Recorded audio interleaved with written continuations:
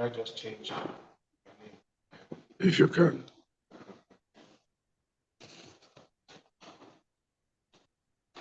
Can you hear me? Can you hear me? Yes, sir, we can hear you. Okay, all right. Are we ready to start? I didn't hear the national anthem. It just finished playing, so we are ready. We are good to go, sir. Okay. Let me welcome everyone to the African Leadership Group, the Nigerian Leadership Series, where we're looking at the issues that concern us, the issues that sometimes make us afraid, the issues that give us sleepless nights. We're trying to do today a Nigerian's call to action, a Nigerian's call to action. And we have our guest, a very, very prominent Nigerian who has been chairman Timbuktu Services Abuja, chairman Rockstorm Nigeria Limited Abuja, and Director General, Nigerian Orientation Agency. And I think he's more than qualified to tell us what we need to do in Nigeria and how we need to call Nigerians to action, having done so much work as a member of as the Director General of the Nigerian Orientation Agency. He has attracted over 5 billion naira from the Nigerian government and other partners for community education and all manners of things like that. He has a PhD in International Studies from the Nigerian Defense Academy at Kaduna, MA Law and Diplomacy from the University of Jos, and BA Mass Comm from the University of Maiduguri in Borno State. Please welcome with me today, Mike Omeri, Agbo Omeri.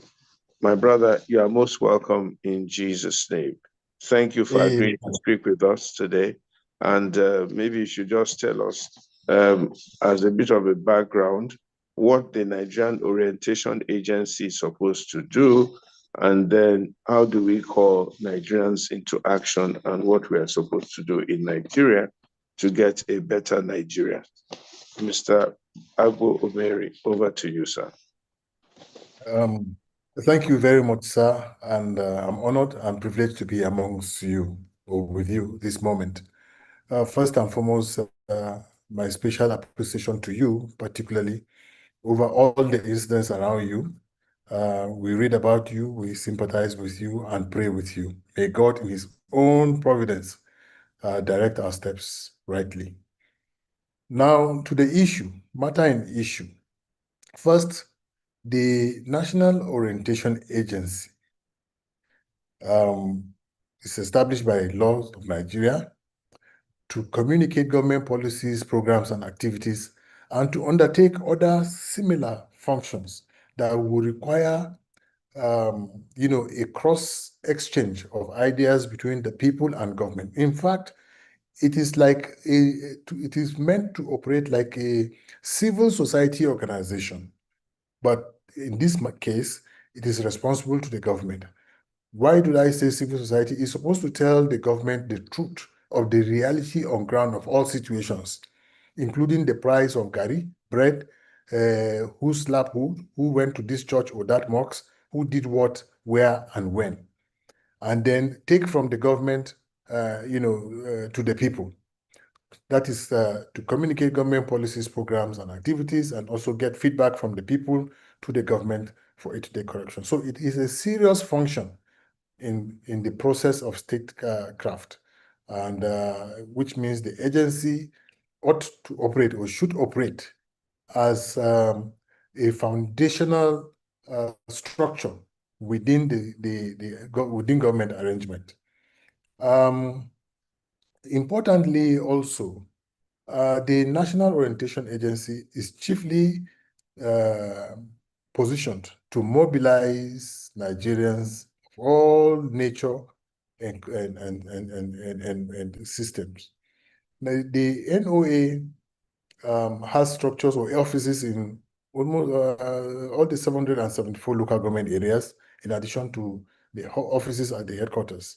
So it has close to 800 offices across the country, with and ordinarily should operate with about 15,000 employees or staff who are trained mobilizers, communicators, and critical subject matter experts to explain to people, to mobilize them and have them do and behave in a particular way for the good of country, for the good of self, and for the good of environment, among others. Now, on the issue of call to action and the relevance of the National Orientation Agency, the agency is supposed to aggregate the values of Nigeria and look at the common aspects that build us and cement our relationship, our interpersonal relationships as individuals and then as citizens within this space, in order to work and behave in a patriotic manner, loving one another, loving the country, and first and foremost, talking to ourselves as Nigerians first and foremost than any other being.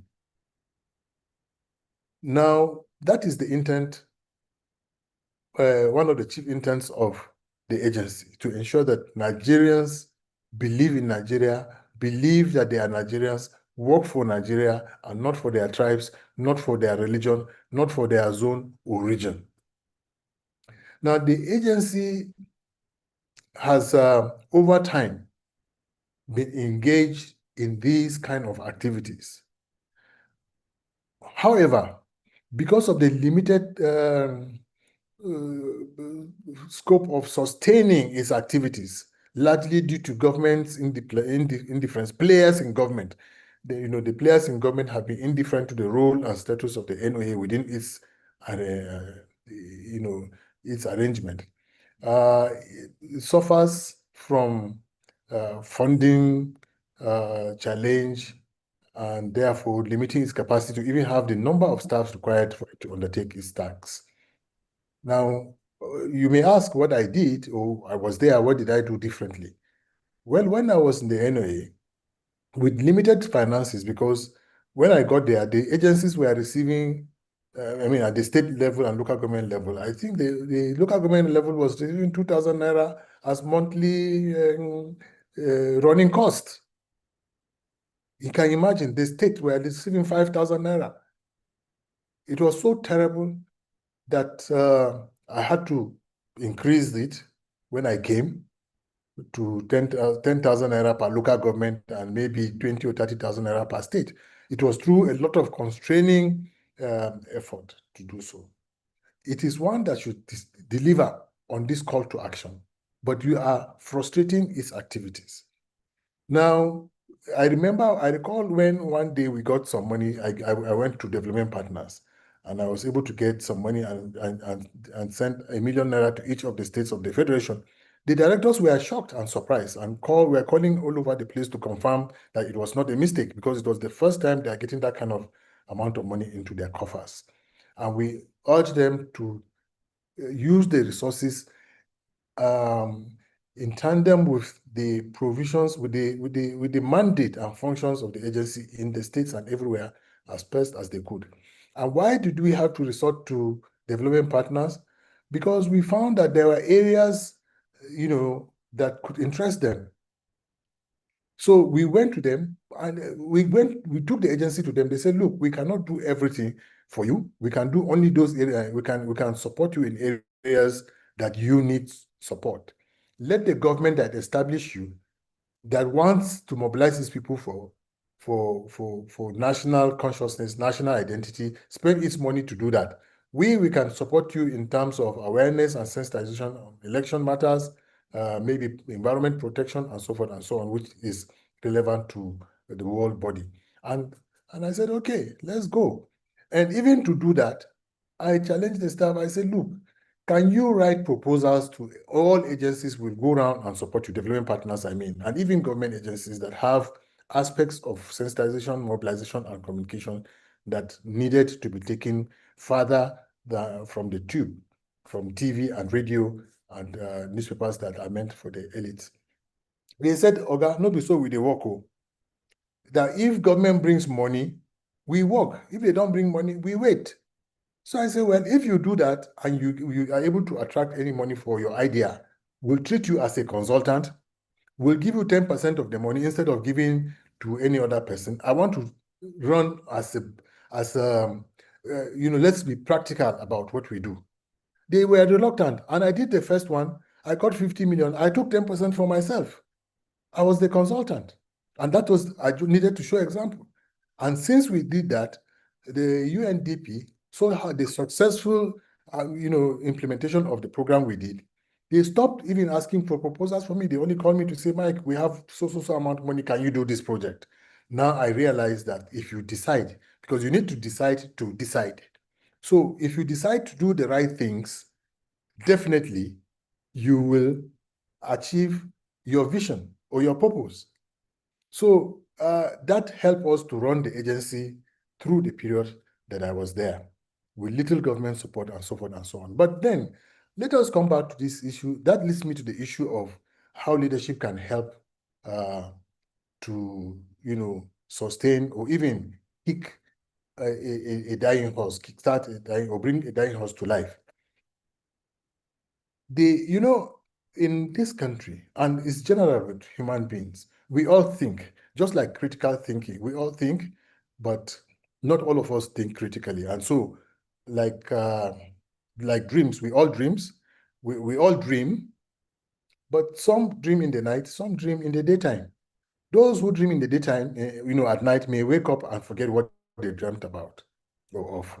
Those who dream in the afternoon or in the morning, or when it's work time, may even begin to implement their dreams, their daydreams, as at the time of the dream.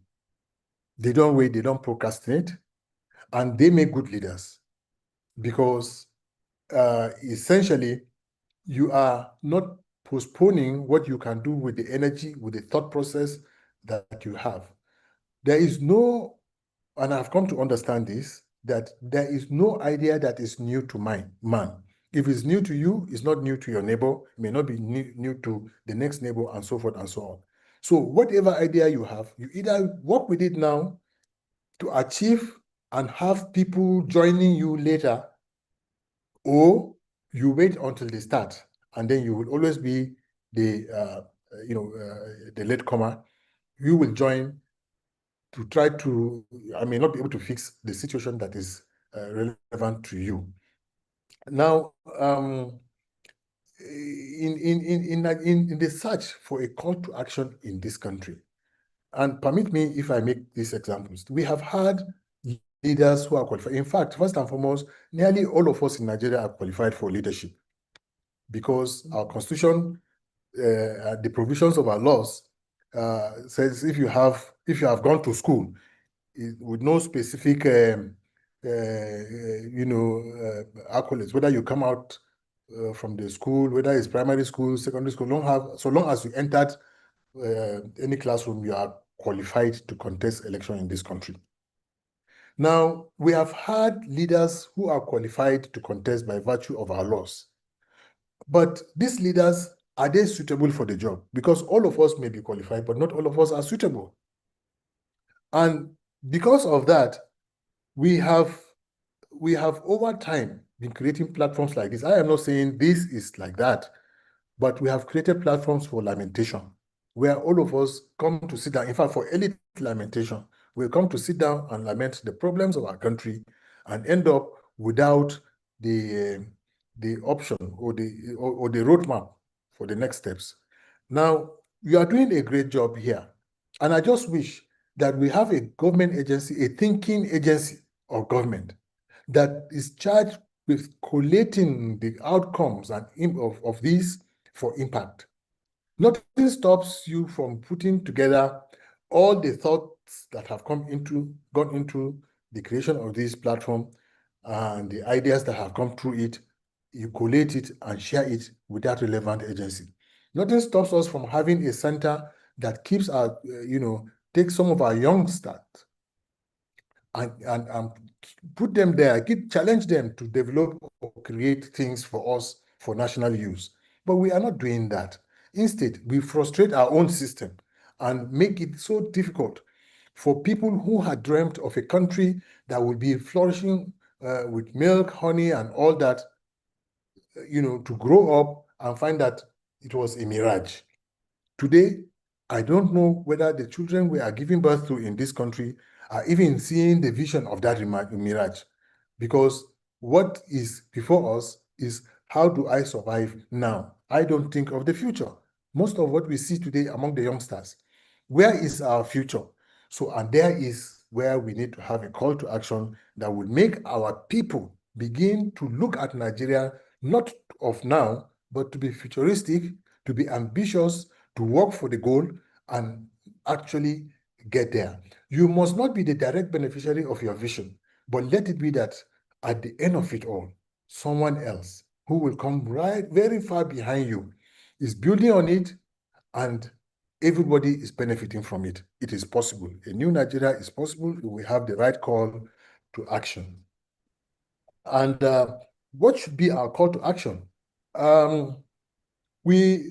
Before we even define that, we need to have a leadership that does not overpromise, because that is one of our problems. Our leaders, they overpromise and underdeliver. They overpromise just because they want to be liked, to be loved, to be elected, to be voted, and so forth and so on. But my brother, why do we promise what we cannot give? Even the Lord that we serve made a promise that he can keep. And that is why when we pray, we also we challenge God. If you challenge God with a prayer request, and you say, give me this, I will do this, God will give you to test you. When you fail, then you will see the result. So God is the creator of everything, has promised us, and he's delivering on his promise. Then we, mankind, that are quick to resort to issues of religion and things that destroy society and humanity, begin to overpromise what we know we cannot deliver. So, what is call to action? A call to action is an exhortation. A call to action, it is like a statement that motivates, that encourages, that makes us to want to achieve something, that makes us want to, commit not just our energy, our capacity, and so forth and so on, but our conviction to ensure that we achieve something within either a time frame or for whatever. Well, and it is always right that you have a time frame, because it helps you to judge your progress. Now, what do we need to have in Nigeria as a call to action that will keep us on our toes, working day and night to achieve it, for self-satisfaction and motivation, and for the good of my neighbor, his neighbor, and their neighbors? We need a leadership that is convinced that can draw the line, that will know. Because we don't become, well, all of us are leaders in our various ways, one way or the other. Every space has a leader. But some degree of leadership are above others. So if you are elevated to the next strata of leadership and you forget that there was a woman that you always see when you are at the lower cadre who fries akara by the roadside, and you have forgotten about her and her condition, therefore you are not planning for her, you are planning for yourself and your new level, you are destroying the fabric of society and therefore challenging the very essence of your existence. So what do? We need to sit down together and through these efforts that you are making, aggregate what can be termed our national need. So we can now define within one sentence or less our call to action, popularize it, and send it across Nigeria and to all Nigerians. We attempted to do that at the NOA. We had directed our staff across the country. Look, we hear every day the chiefs, emirs and chiefs, they give chieftaincy titles all over the places. And the village farmer who has established himself is outstanding. We used to have chief of farmers or something, Serki Noma in Hausa. By the way, I'm not Hausa, but I speak it.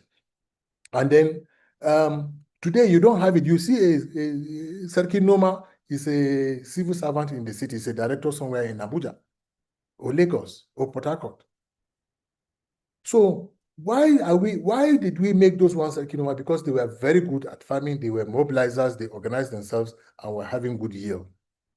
Today we have neglected them. Only the civil servants that have stolen money are entitled to position. So we ask all the traditional rulers, what are the things that make you aggregate, or what are the things that make you,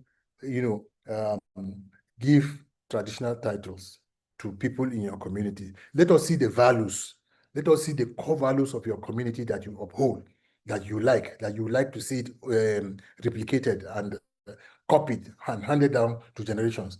What we intended to do was to get all of these across the country, aggregate them, see which ones are common to us, then we promote them. So Nigerians will now look up to something in order to be recognized and given traditional titles. Some emirs, some of them still alive, called me to tell me that they had been emirs chiefs before I was born. And I wonder whether any one of them could have borne me at my age that time.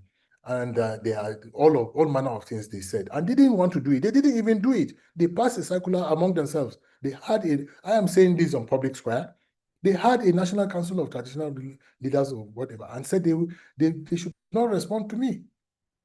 And they have gone ahead to be awarding thieves and crooks traditional titles. Are they the examples that we want to see? Is that the new Nigeria that we want to build? That is not a good call to action. That cannot be a part of what we want to do. So, and Nigeria has the capacity to do it through the churches, through the mosques, and such organized system. And that brings me to the other point. I have found that the entire Nigerian system does not encourage community organization. We thrive in confusion. And so we weaponize it for individual benefit, whether we know it or we don't know it, is not explainable. We don't want to organize society at all. We thrive in chaos. We organize chaos rather than organize system and processes. So, ladies and gentlemen, I think our country can make it, but together, before we leave this forum today, I am sure we will come with something that can be our rallying cry for a Nigeria that works for all of us. Thank you. Thank you very much, my brother. You've spoken so well, and I can see the interest and the concern about Nigeria.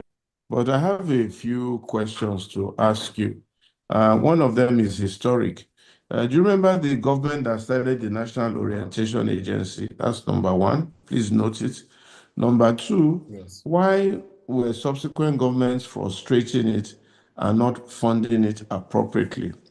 Number three, what was the communication? What was the clarion call and the essence of this agency? Because I personally believe that unless the average Nigerian is awakened, unless the average Nigerian is informed, unless the average Nigerian is educated, we're going to have a very, very tough issue identifying, promoting, and supporting the appropriate government. A lot of people, they just vote for anybody, they don't even know who they're voting for. Then the other thing that I want you to look at, which is my fourth question, and after this, I'll try and hand over to Sonny or Jumoke so that they can ask their own questions and then conduct the question and answer session. Or maybe I can butt in after a little bit. The fourth question that I have is how, in your own opinion, and based on your own experience, what do Nigerians need to do, and how can we come together to try and get the kind of environment that we need in Nigeria, and then get the kind of leaders that we actually need for national development? And then my fifth question is, what can you personally, based on your experience, or what role with you personally, based on your experience, be willing to take to do to bring about the kind of Nigeria that can make every Nigerian prosper and thrive? So those are five questions all rolled together that I want you to carefully address for us. And then I might butt in again for one more session and then hand over to my colleagues who are also here on standby. Thank you. Thank you. Okay, should I go ahead and answer? Go ahead, please. Yeah. Okay. Okay, first and foremost, the question is like historical, like you said, which government started it? Incidentally, this government, the National Orientation Agency, before it became National Orientation Agency, was Directorate for Mass Mobilization and Social, MAMSA, Social Economic Recovery. It was meant to mobilize people towards the new, then emerging democracy under the administration of General Babangida. Jerry Gana was his first Director General, Professor Jerry Gana, and they did quite a number of things and ventured into other areas, including owning DFRI and some other agencies. Subsequently, it was fine-tuned by 1993. Again, under the same administration of General Babangida, the functions was modified. The functions of the agency were modified and streamlined to ensure that Nigerians are able to develop a national culture and way of doing things, to enforce discipline, to communicate government policies, because at that time it was adjudged that the people were not understanding what government was trying to do. So you needed to educate them so they can, key in, or government may have a buy-in to what they were doing. So it came into effect by decree, I think 100 of 1993, and it was still Babangida that was in charge. Babangida left 95 or 96, about 95. So it set up offices all over to ensure political mobilization, to ensure citizens' consciousness and awareness about their nation, and effectively participate in the emerging political scenario that was being incubated or created by the military. Now, at that time, because the military operated a unitary system, we had a Director General that was in charge in Abuja with a funding that and state offices, that were equally funded from the national purse. The Director General was able to implement a number of strategic intervention efforts. But subsequently, with the birth of democracy in Nigeria, where we have the state governors and so everybody, most of the things that the National Orientation Agency was doing at the national level became streamlined. The states were on their own, doing their own things. So the level of support that the military could direct from Abuja to the state military administrators and military governors to help in implementing aspects of the works or programs of the agency no longer existed. because they were not captured. This new state arrangement did not capture the National Orientation Agency in their respective budgets. Instead, they went ahead to create their own clone of orientation agencies. Well, and I have not seen any office in the states, but you will hear Commissioner for Information and State Orientation, and you don't see the State Orientation Office anywhere. Till date, anywhere you go, it's still the National Orientation Offices that you will see. And because they say they already have their own by name, you cannot even ask for assistance. And then at the national level, the politicization of the process of communicating government policies, programs, and activities has hindered the performance of the agency. The agency itself, by law, has been insulated. It is not supposed to be a political agency. It is not to play any political role. The Ministry of Information will inform. The National Orientation Agency will break down what government is doing and explain it. It needed to be a credible institution that can take to the government, I mean to the people, and bring feedback to the government. So it had existed. Well, when I came, yes, I played a role in the emergence of then President Goodluck Jonathan as the Director of Strategy, and we organized state level, I mean, community level strategy that reached nearly everyone. So borrowing from that experience, I was asked to come to the National Orientation Agency. The day I reported, I said, look, there's a difference between politics and this duty. I have read the law. So we must not play politics with this agency. We must not communicate politics. We should communicate government, and we should admit where government is failing. And so be the nature and outlook of the agency. That was what we are doing. In fact, we were sending reports of just everything, government failures, government successes, government challenges, everything we sent to the government. At the point, I was even being suspected as being, anti-government. But we needed to tell the government the truth so that it can organize itself. And proudly, I can say, we introduced what we call mood reports, that was an aggregate opinion or activities that happen across the country. We pass it to the president so he will know. He's not able to go to the market, but he will know the cost of Gary in the market. He should know the cost of everything. So he will know how to regulate and modulate the pricing of items or stimulate activities that will lead to price stabilization.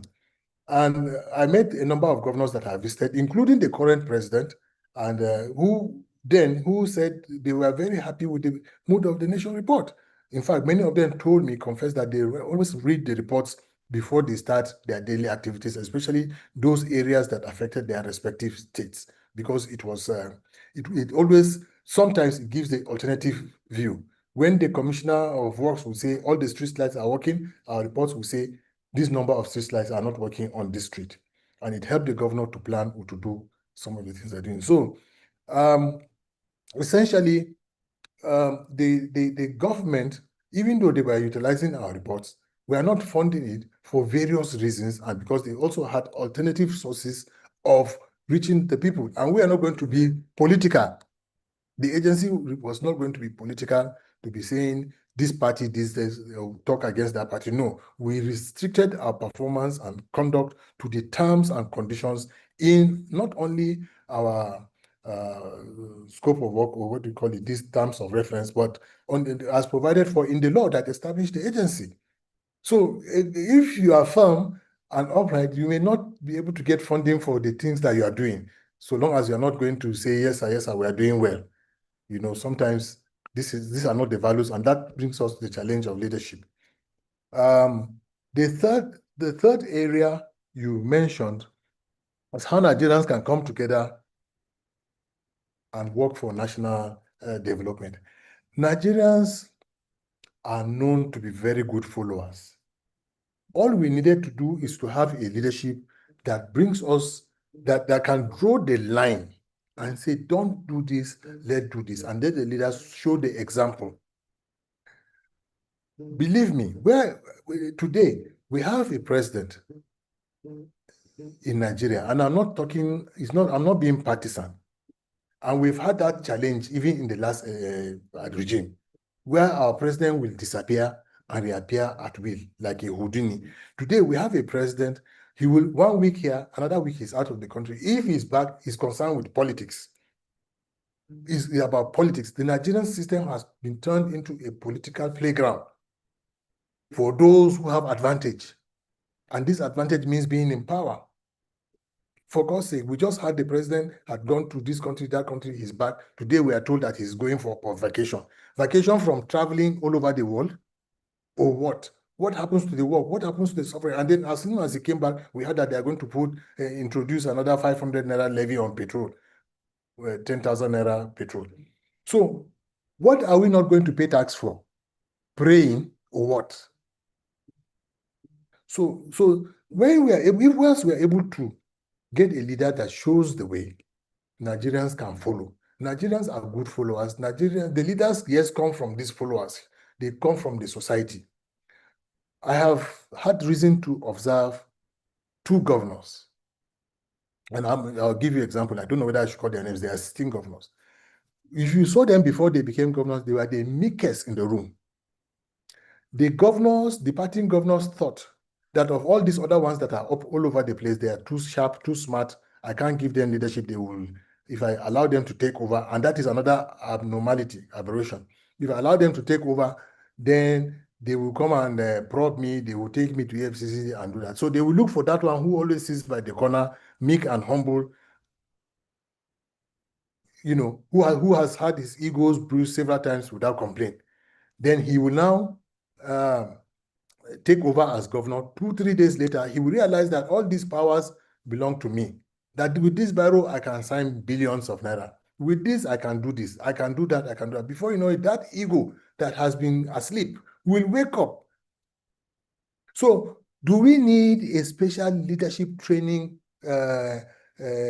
facility? Yes. Do we need to define our leadership selection criteria? Yes, we need. It is not about region and religion, because we have reduced it to that, and that is why we end up with those who are meek, who hide behind God, who, when they get the opportunity, they become devil's representative. There are many of them. You don't need me to mention, you will see them if you look. So unless we eliminate those things and get people who will come on board based on trust and truth, based on ideas and purpose, we will continue to wallow in cycles of underdevelopment and suspicion of each other. Then what role for me? I wish I can be a community organizer to make Nigerians, my countrymen and women, understand that each one of us has a role to play. Each one of us has an expectation, and one is dependent on the other. And that was why, at a point, and even now, I've been aspiring to go to National Assembly, to go to the Senate. But believe me, I keep asking myself, will I be the example? Can I go and change everything, or will I go and behave like the ones that I see? If I cannot make any impact, if I cannot help change the situation, if I cannot form partnership with people like you and organizations like you and anyone that is not in government to organize society for good of it, then there is no need for me to aspire. I keep asking myself, I'm convinced that I can serve my society. I have something to give, but which platform? I'm also asking that question. I'm asking for direction from the Most High. I think I've answered the 5 questions.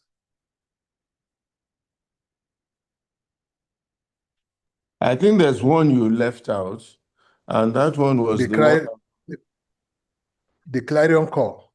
Yeah, well, not the clarion call, but you can also take that, and then I'll hand over to Sonny or Jumoke, Sonny. That is, how can Nigerians come together, or what can we do to try and get the right kind of leadership in our country? What needs to be done in Nigeria, either individually or collectively, to steer the people or to help us get the right kind of leadership in this country? Because we don't seem to have, in the first place, knowledge of the people, by the people.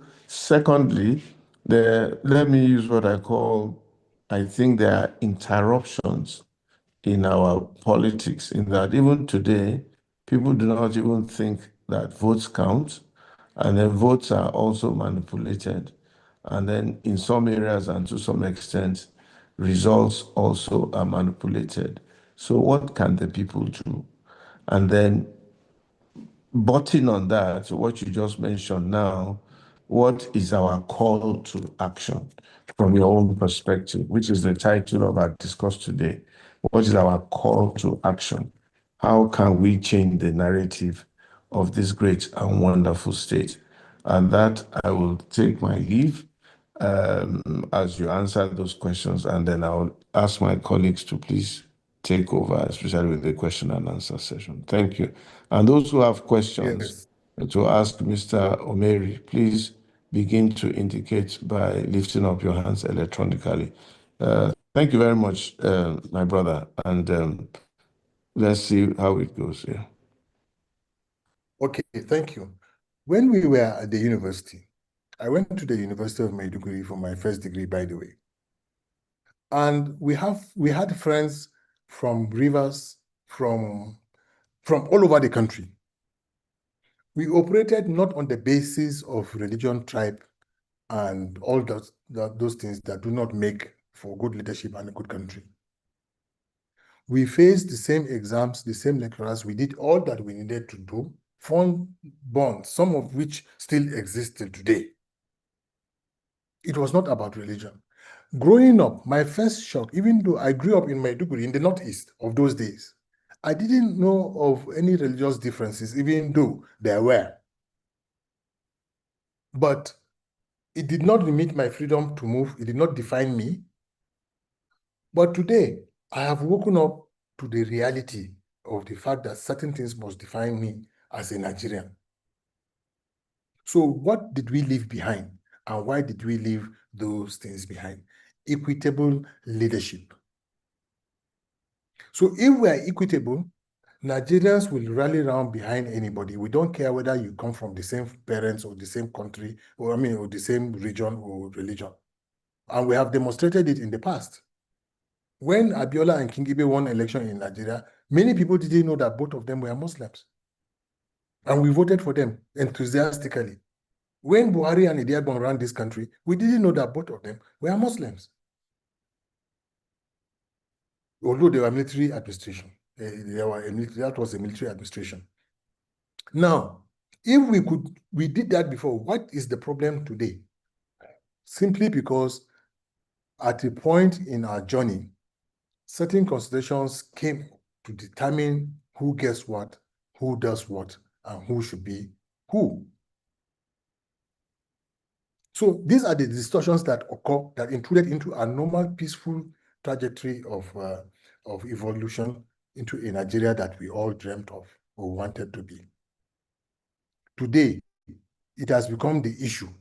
It is not about what you can do. It is not about what you are bringing to the table as a suitable, capable person. It is we are selecting leaders based on where they come from. In fact, is the number one item. If you settle that, you don't need the others. That is what we see. Erufai was talking the other day on this matter. And he said, and I have YouTube, I had to look for it when the controversy surrounding his recent comments came. I looked for it. And he talked about leadership in southern Kaduna and the Kaduna state, and how they needed to have all Muslims who will not cheat on the other religions, and so forth and so on. And they needed to replicate it at the national level. So the criteria that even Erufai will talk about for leadership selection is about religion. And so many people like that. We don't need it in our national space. We have graduated, we have gone to school. Our leaders of the past, even if they had it, did not bring it as a criteria for choosing leadership. The late Sadona had so many Christians who worked with him, in spite of it all. So why are we bringing it today? And it is not leading us anywhere. Because look at the societies in Nigeria that have insisted that it has to be religious driven. How have they fared? All of them. So we need to eliminate certain things. Things that are personal, let's leave them to be personal. And religion is personal. It's my example that will lead the other to do the right thing and end up in heaven or wherever we want to go. At the NOA, we brought this thing of mantra, the charge. We didn't even call it a slogan. We say it's a charge, and it's similar to what you are saying. Do the right thing. That is the clarion call. If Nigerians in all spaces will just do the right thing as specified, as intended, do you think we will have crime? Do you think policemen will be suffering to do the work? Do you think the custom man will be collecting bribe on the airport and everywhere? All those people doing all the wrong things there. Simply because we don't want to do the right things. So for me, let us do the right things to change Nigeria or transform Nigeria. It is within us. We don't need someone from outer space. After all, we don't switch on darkness. You switch on electricity, you switch on light. So doing the right things will lead us to that destination that we all yearn for. And that will eliminate all those other things that we say. You see, I have also learned that sometimes our interpretation of negativity that we see in someone, it is not actually that that person is negative. It is us. It's what we bring to the table. The eye we take to look is our own subconscious. So can we eliminate it? So that is why I say we need leadership training, and we should abandon the criteria that has now become topmost in leadership selection in this country. So my clarion call has remained. My own perception of what I think should be is let us do the right things to transform Nigeria. And anybody, if we all do the right things in our little spaces, we'll end up with a cleaner world, with a cleaner Nigeria. In fact, not just a cleaner Nigeria, a greater Nigeria. Thank you. Thank you very, very much. Pastor, you still have follow-up questions for him? No, I think I'm through. I think I like that clear call. Do the right thing. Do Yes. the right thing. But Do how do we the get people right. to do the right thing? And Do if it. people, I think, Do Pastor, it right. my follow-up question to that will be, Mm. if people don't do the right thing, what happens? Because, I mean, everybody will not just agree to do the right thing. And if we Okay. just say, do the right thing, it's okay. But let's say 20% of the people are doing the right thing, or even 80% of the people are doing the right thing, and 20% are not. That's how we got to this point. I think, Sonny, we can even start with a slogan. You know, in those days, you had this war against indiscipline. Why? And when you sloganize the country, you have even a 3-year-old child will look at you, you are throwing paper on the streets. It says, do the right thing. Do the right thing. People begin to think. You know, we had this, Johnny that escaped, or was it Michael that traveled? What's the name of that guy? Andrew. Andrew checking out. Andrew checking out. It became a slogan that when you say something in Nigeria, someone say you are doing an Andrew, you are doing an Andrew. Even at the time, Ghana must go became a slogan. So the first thing is to try and sloganize the country so that when a man is spitting on the ground, a little child will say, do the right thing. You embarrass the man. When a man is telling lies or a woman is telling lies, you do the right thing. You go to a brothel, somebody will paint on the wall, do the right thing. Once you begin to sloganize a country, you know, it's like what they call the American dream. You begin to reorientate them. But anyway, let me leave you to make your point and let me hand over to you properly. Mr. Mary, thank you again. God bless you. Thank you. And I'm Thank you. asking everybody on the platform, do the right thing. Thank you so much. Thank you. Okay. Do you want to make any comment on that? Because I Yes. was saying, if people don't do the right thing, what then happens to them? Okay, Yeah, I that's can a make good question, Sonny, and he can answer. So that I if can people don't do the right thing, we'll flog them with 6 strokes of the cane in broad daylight, in the midday sun. you see, I will start by giving you an example.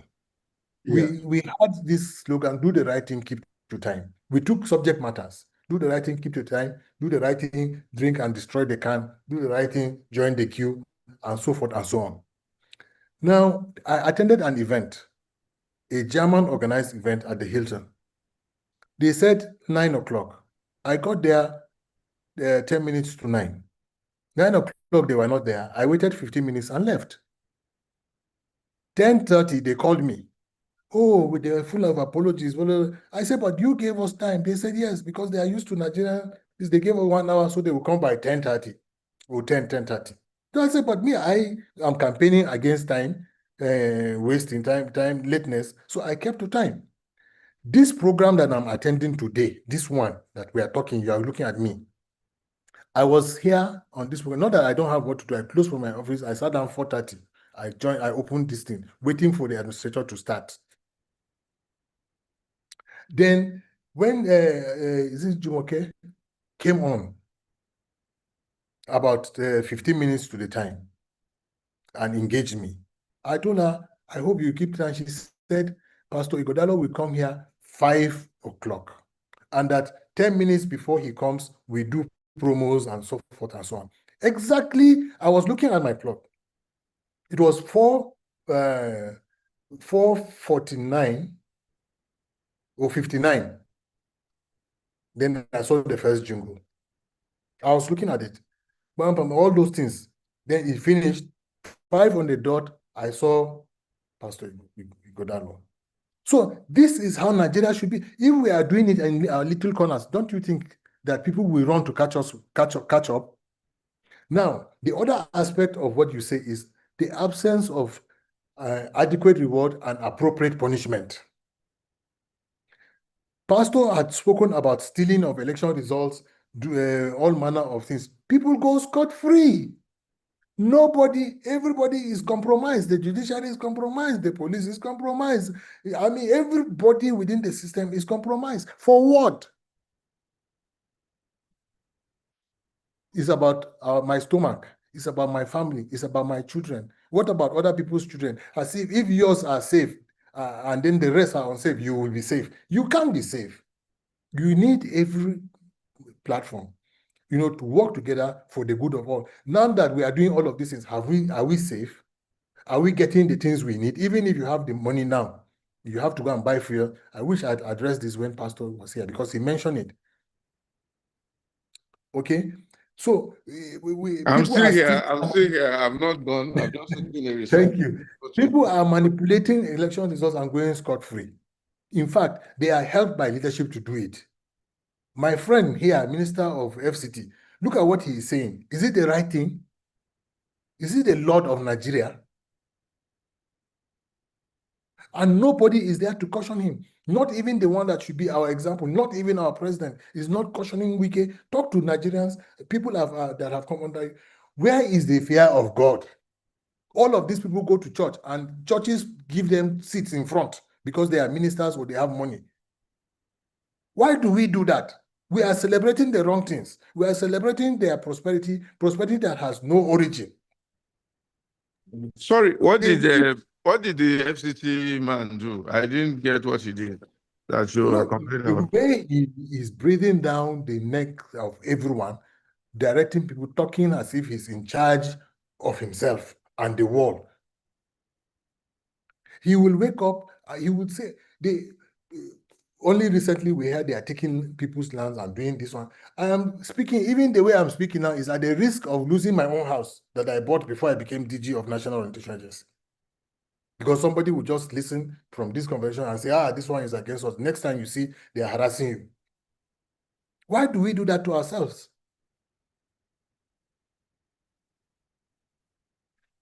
Wike is my friend, but Wike is doing the wrong things. I should be able to tell him.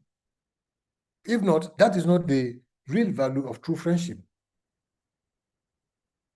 But we just patronize our people. We don't want to be, we want to be modest in the way we approach things. I have warned the people around me. If you cannot help me, tell me to correct what I am doing wrong. You follow me, yes, then you are not my friend, and I will not forgive you from now to hellfire. But any other thing you do to me, I can forgive you. But not that you see I am doing the wrong thing and you refuse to correct me. Because at the end of the day, of what value would I be to myself or to you or to anybody if I ended up in the wrong distance? So I don't like high service. So can we, why do we over, you see, we even over sensationalize opportunity. You are president, you are this thing, you make it look like you are next to God. So may God, may Alabama Akuri. I'm speaking in Hausa now. So God that created us, what would we say? What will he do? How should he walk? If we're God to land here, we're Jesus to land here, how is he supposed to walk? With all the security, all the cars, all the comfort in the world? Was that the example that Jesus gave us? We are Christians. Was that the example of Muhammad? Okay. Let's move on. We have a few hands up, and although I have some follow-up questions, but the way we do it here is that it's a participatory kind of event. They will not always see you on the street to stop you, but once you come on this platform, they will either ask you the very tough questions, some will be contributions, and sometimes we take a cluster of 2 to 3 people together. So I don't know whether you have a pen to note the questions. Thank you very much, sir. So I will take Dr. Boniface Chizia first, then Daniel Emma, then Auntie Yemisi Ransom Kuti, and then we have Professor Nike Grench. Then we have 4 people whose hand are raised. And then my co-host also, Jumoke, may have 1 or 2 questions for you.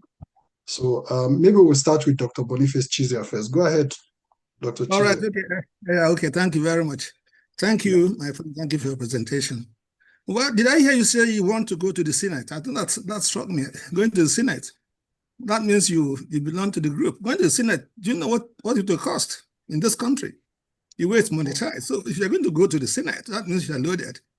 This is one of the challenges we have in this country, is that you can't gather people who have merit, to be in positions of authority. If you've not stolen money and your pocket is not loaded, because the process is highly monetized. So if you are thinking of going to the Senate, I have to look at you again. Look at you again very well.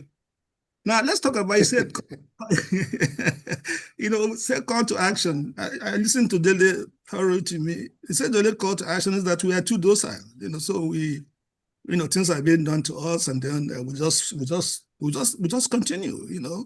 And we never appreciate the war, and then we don't say, okay, that we'll take a stand. This is where we can't go back anymore. So the approach to we move the thing, the war, shift the war, and so on and so forth. So if there's any call to action really that we should have in this country, is that people should begin to some extent, call those in governance, those positions of authority, to account. So I said this here on this platform. Some people come up now and begin to contradict me, but the impunity in the land is terrible, so I think that is it. And when you're talking of national orientation, so we're talking of values. So what values are we trying to promote? Everything is monetized, everything is, we have attachment mentality. People want to get rich quickly. So everything is money, money, money, money. So what are the values we're trying to promote? I think those are some of the challenges. Now, if your office goes and you have offices in 774 local governments, I ask myself, what are you doing there? And you have so much staff in those places. And then, despite the fact that you would have budgetary challenges, is that really the wise way to go? So maybe you want to take that one as a question. I think that we have a crisis on our hands in the sense that the social contract is not being maintained. We don't know what the values are, what they should be. And we are groping in the dark. I'm sorry to sound so negative, but some people will come now and contradict me. Thank you. Thank you very much, sir. Let's have Daniel Emma. Thank you very much, Professor Chizia. Daniel, we have asked you to unmute. Kindly unmute yourself and speak. Yeah. Go ahead.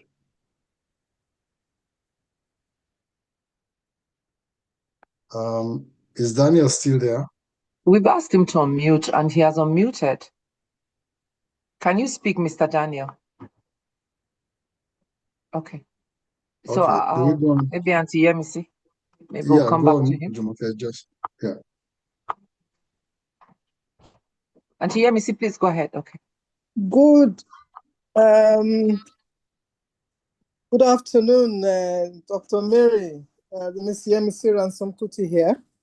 It's good to see you on the bully pulpit, still continuing the struggle for the kind of reforms that you championed at the NOA.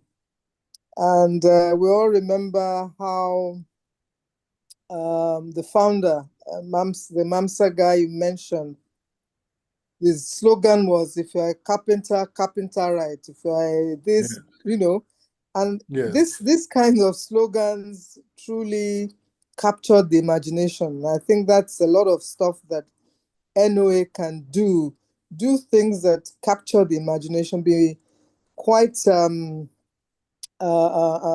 creative about, it's not just about the money, it's about things that excite people. It's about things that particularly the young people, you know, can run with. Anyway, that's by the by. It's good to see you again. My few comments are that I think a lot of the discussions we have, it's like the elites are disconnected from what's happening on the grassroots. Yeah. And the way we're engaging, that's why it's not kind of moving the needle.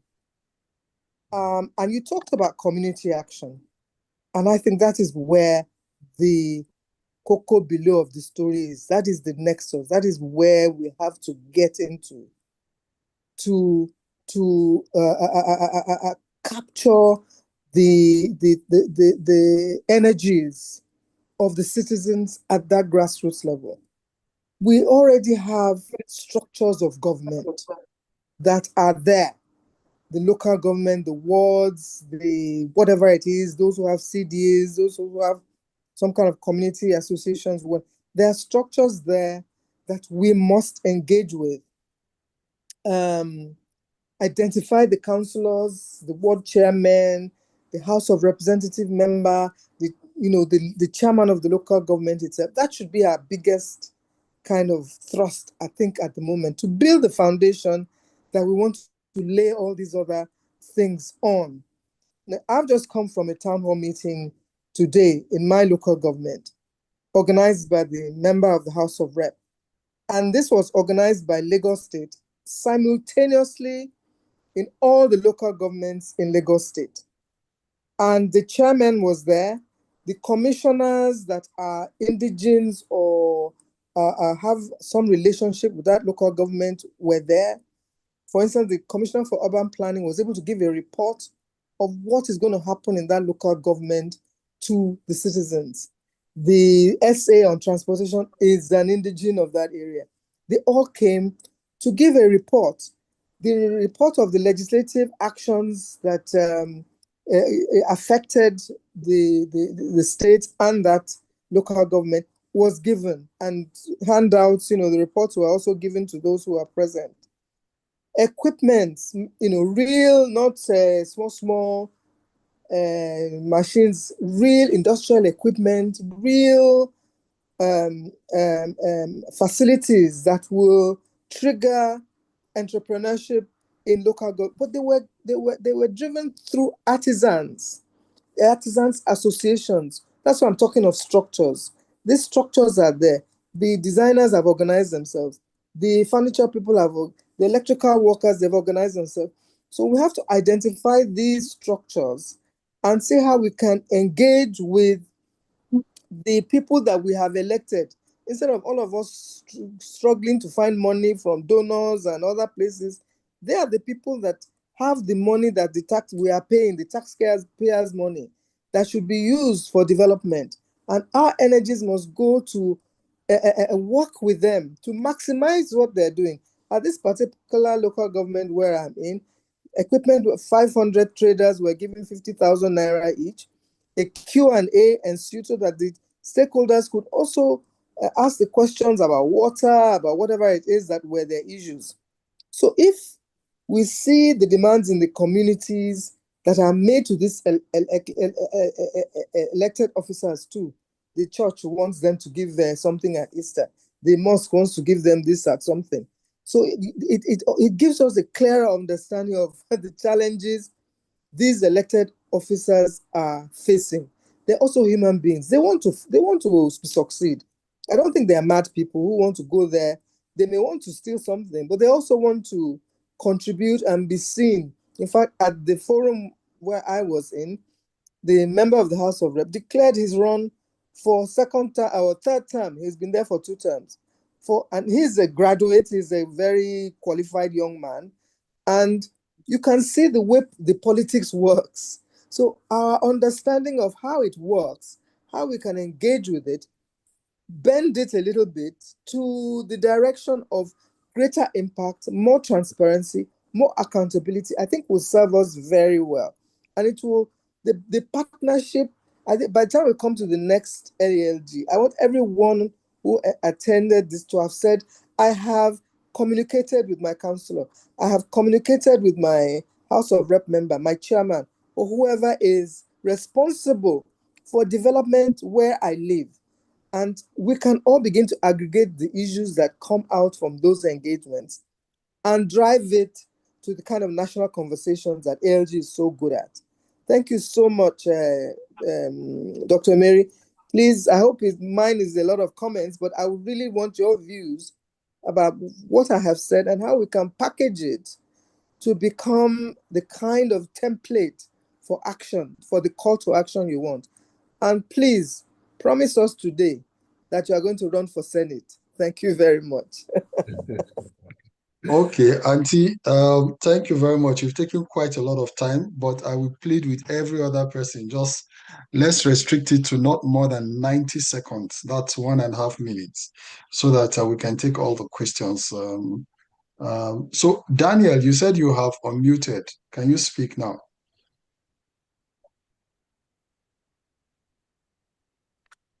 Daniel? Yeah, we You seem to be, see his audio, but yeah, he we seem to be there's having a something. challenge Yeah. with your system. While you are getting yourself together, Jumoke, why not go ahead with Professor Grinch, you want to take? Yeah, and Mr. Daniel, you can put your comments in the chat. We'll read it out for you if you're having issues with your audio. Go ahead, Mom Grinch. Yes, thank you very much. I'm going to address Mr. Michael Omeri as distinguished Michael Omeri because I want you to get into that Senate. Thank you very much. That was a very good personal experience that you recounted to us. I'm not going to take too long, but I just want to remind us that we keep missing opportunities for organizing the youth and getting them to become developed themselves so that they can develop the nation. The NYSC was established in 1973, and the objectives were to promote national unity and integration, to foster a sense of patriotism among youths, to encourage self-reliance and entrepreneurship, facilitate the provision of essential services to communities. All those objectives are what we want. We are still working on now for groups of youths. You name it, any group that we want, leadership, the ones that we're going to train in leadership, etc. These are all the objectives. So we need to ask ourselves, what went wrong? And it's still going wrong. This youth corps is still there. It seems that they are now they are actually providing us with people who are not accountable for anything. And we keep saying that we have a youth corps service from them. I remember I have had an encounter with them in, I think about 15 years ago when I was in Ijebu. I was the I was the CMD, the medical director of a private hospital in Ijebu-Ode. And because the person who was funding us had limitations, I decided that I would try and manage using some, staff from the, from Youth Corps. And I got some beautiful doctors, engineers, administrators to work in our hospital. And at the end of the day, it was a win-win situation for all of us because they had a fantastic experience. Now, why is it that we are not taking advantage of this group of people who have just finished their university or college or whatever, and they are just ready to take on jobs on a level which is going to help them to realize that they don't always have to think of money when they're working. They don't always have to think of money. But we've missed it. We just continue to let them follow the footsteps of those people in government. And when they finish, they want to get there to go and steal money. Whereas, they were volunteering. They were volunteering when they were in youth corps service, and they did well. All they needed was for government to help them move into jobs after the youth corps service. That's all that was necessary, but it was never done. Mr. Michael Omeri, why? I'm asking you. Please let us know what we can do about this. I personally think that they should cancel the whole thing because it's of no use for us now. Thank you. Okay. Yeah, go ahead and answer those questions. Yeah. Some of these ones. Okay, thank you. I'll be very brief so that more people can answer. Yeah, can throw in their questions. Yeah. First, Chizia, I'm not contesting that I have I don't want to go to Senate because I'm going to look for money. I don't have the money, and I know the challenges. Somebody called me today and said his son, who is married, his wife gave birth to a bouncing baby boy, and he's asking me to help him buy goat for him to celebrate, to name the child. Now, it's misplacement of values that will make you begin to look for somebody else to support your indulgence. When your son got married, was he not prepared to get married? Are there no things that he can do that we can meet him halfway to help him? We like charity. The guy is not a charity, he's not an orphan, you are even his father. So what are you people doing? Because I want to contest election, so I should now. One, I even said, look, I don't have money now, but if you are pressed, can you look for somebody to buy my house? He said, where can he meet me to get the paper so that he can market the house? So you can see the kind of value that we professed. We profess among ourselves. I am not contesting because I have so much money. If you remember what I said, I'm even worried whether it's the kind of National Assembly that I should join, that we cannot do community organization, that we cannot question something, that we can stand, we will always come and sing on somebody's mandate we stand. No. We should stand on Nigeria's mandate, the mandate of our nation. When I discussed with General Gawan the other day, he said, we are not, people come and say Yoruba nation, Igbo nation, Tiv nation. He said, no, that was why they fought the civil war, to have one nation.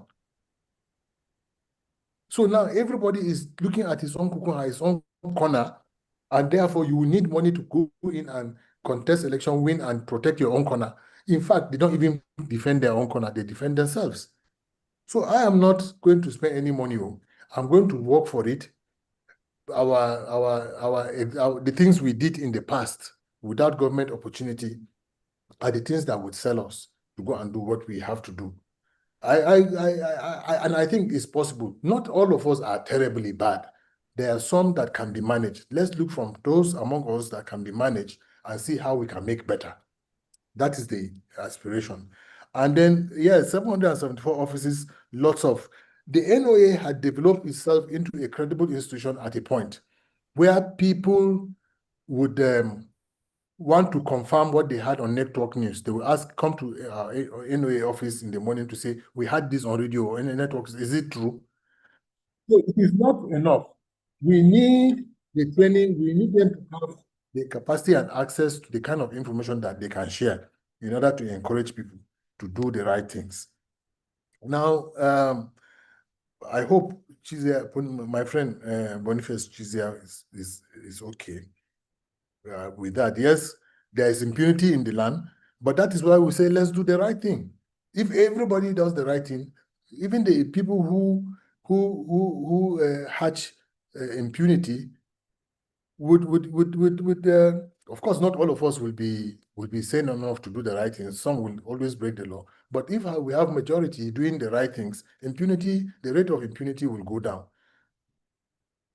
Now, Sister Yemisi, thank you for your comments. And I agree with you totally that we have elite disconnection. What you can even see the example in government. What government is saying about the price of foodstuff and the reality on ground in some markets down here is not true. They don't correspond. So the masses begin to disbelieve government and therefore will resort to all manner of things at the end of the day that are not consistent with the desire for peaceful living. When the price of a bag of rice is still hovering here between 70 and 100,000 naira, they will tell you that it has come down. Come down to what? We don't know. So the elites are disconnected. The people in government constitute the bulk of the elites in this country, and they are completely disconnected. That is why, and I will take a bit from what Professor Grange said, because they are disconnected because many of us, those days when you see people go abroad to school, they want to come back. They are eager to come back and contribute to nation building. They also had a vision of their country. They see something there they want to bring here. Today, is it the same situation? No. The people who go for NYSC, I have had reason to interview people posted to my small office here. They say they read Mascom. The lady had that time this iPhone Pro something, and I asked, please name one or two tools of mass communication. She didn't know, and she said she had first class from a university. We had a TV there, we have other things there that are used for communication. She didn't know. Then I said, what are you holding? I said, phone. What do you use it for? Do you communicate with more than one person at a time with that gadget? She said, yes, it's possible. When I asked if it's possible, she said it's possible. Through what? WhatsApp and so forth and so on. I said, is that not mass communication? So we have a deficiency, even training deficiency in the kind of manpower that we produce. We need a curriculum change or create a curriculum that suits our needs today in this country. We are still training, people are still reading public admin, people are still reading courses that they don't know where to apply. And even though the government is mismatching people, they bring an engineer and put him to do admin job, take this one and put there. So unless we have a process of streamlining our manpower needs with training. I went to Benue one day like that, and I saw the government is starting a University of Agriculture that will be linked to the one agric and farm mechanization organization. The idea is for them to provide the manpower to train engineers and so forth and so on. And then these people, all of them can be deployed to the field to support food production and so forth. Can we have universities like that? Can we have institutions like that? Today, believe me or not, all the institutions that we have established in this country, all the universities and colleges of education and so on, are teaching the same thing. Even the University of Agric is teaching mass communication, is teaching sociology of communication, is teaching sociology of farming or what, I don't know. Can we have specialist institutions in this country so that when you attend a University of Lagos, We know that this is a center of excellence for so study, and it's linked to a particular sector for productivity. In fact, why must even the University of Lagos, whether state, all those state universities, why can't they support? They are supposed to be institutions equipped enough to support their own state governments. They are still relying on budgets from the state government, simply because we have weak institutions that will absorb their graduates. We don't even have any plan for after school for these children. And then we will now send our children to the universities abroad. They do very well. They get PR and citizenship. We bring them in as experts to come and take the place of the ones we have trained locally.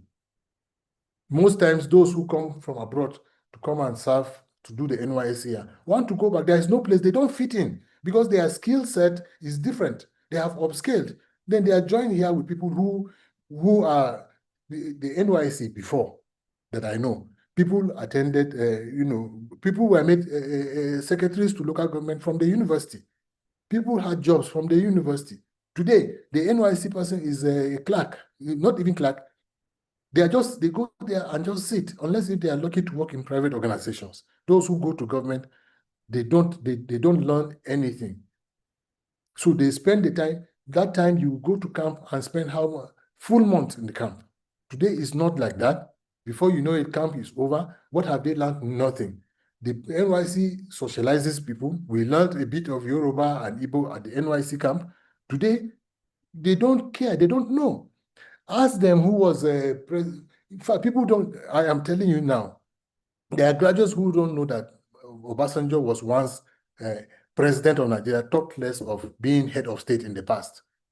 I've asked some of them whether the first civilian president of Nigeria after the military handover in 1979. They don't know that we had a Shagari. They don't know Awolo. They don't know these stories. So we are losing our culture. We are losing our history. And so if you do that, you lose direction. So that is where we are going. No direction. We have to get it back. So the deterioration,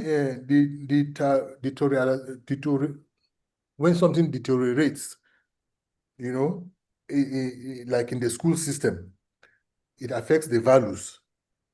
And then again, the values we are celebrating today are not consistent with our desire for development. That is why even the chieftaincies we give, the national honors we give, people pay money to get them. So I will look for money so that I can get chieftaincy title. I will look for money so that I can get national honor. I will look for money to get employment, appointment, and so forth and so on.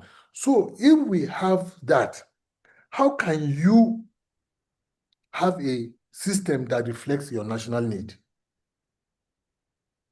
So please, we need to recommend to our education minders to segment our institutions into specific sector realities of need and ensure that, look, our manpower training is commensurate to the needs of the society at this time.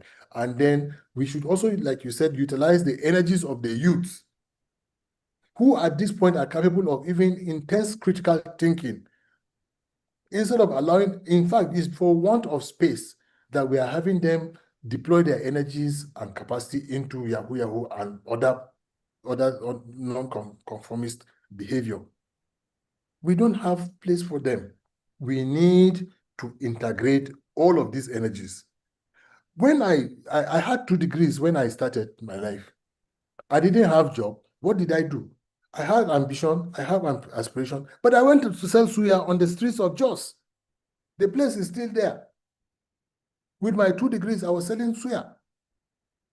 It was from there I got appointed as press secretary to the military administrator of Plateau State, to the surprise of the people of Plateau that time. How can a Suya be appointed press secretary? They didn't know that at that time I had 2 degrees until I spoke, until I wrote. And how did the governor find me? From story. So can we have people who will bury their ego, who will learn something other than just the education they get in the classroom? Can we train people for the purpose? It is possible to do it. Otherwise, we will end up with a few serious ones and, a higher number of unserious ones. And those serious ones will become problem locally, and the few bad ones among them, because they move very fast, they are all over the place, we'll have a country that is colored as a terribly bad environment or nation. Thank you very much, sir. Okay, I don't know if you're done. Go ahead. Okay, just this last one. On this need for the legislator who went to distribute items for community mobilization or empowerment. I like the idea, but are the people given skills? My wife started a program in my community and wanting to help women. She trained the first 48 women, and I asked her, what are they going to do after that? You have given them skill, so what? She said, okay. She said, it's true, what do we do? I say, you don't have a plan for them after your training?